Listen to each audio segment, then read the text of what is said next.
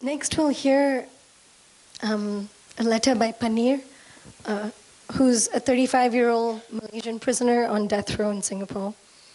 Pannir is a musician, a lyricist, an author, and a poet.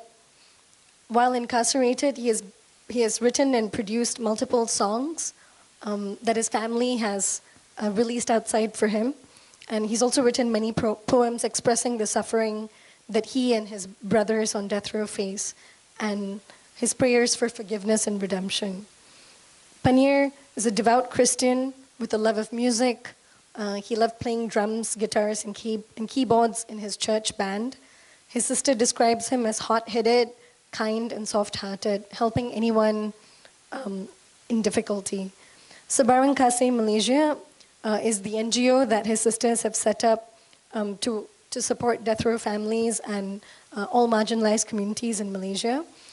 So they, together with the Save Pannir campaign, have released 2 songs, one of which was quite recently released. Pannir was also best friends with Kalwan. Kalwan used to tell Sonia proudly that he would quality check Pannir's poems, and Pannir would always look for him to do that for him. Pannir is also an in-house legal counsel. He looks at everyone's cases and suggests new applications they can take out because he's really taught himself the law while he's inside, and he is really devoted to making sure that he can take care of everyone he can while he's in prison. Happy Diwali. I remember Diwali last year. It was around that time that we first heard of Nagin's first notice of execution, and all of us already thinking about how his family would celebrate Diwali. And I don't think, since Nagin has been incarcerated, I don't think they ever celebrated one. And then this will be the first Diwali celebrating without him, the knowledge that he's not even here.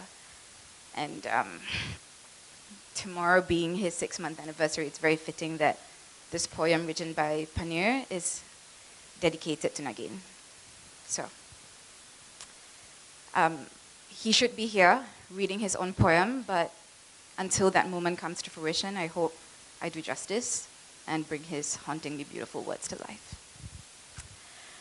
Death row literature, a tragic vision of purposeful blindness, the premonition of death descending, like the dark shadow of night upon the day.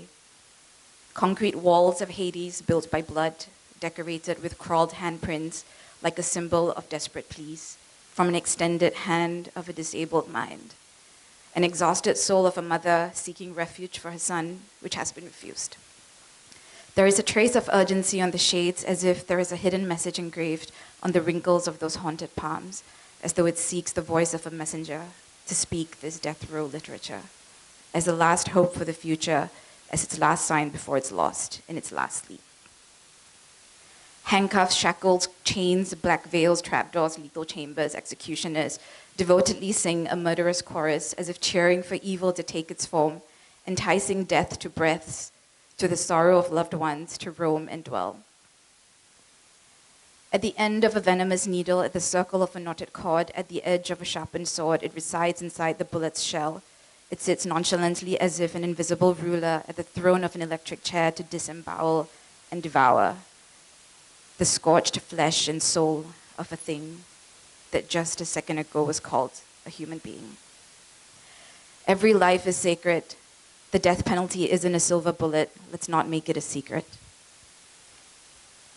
Advocate of death, greedy for more dead bodies, adamant to the core for more blood to pour, telling killing is the cure to keep the state pure. They say, there is freedom of expression here. We ask, is there freedom after the expression? We can't change the past, but the present is the future's past. It's about time for us to act fast.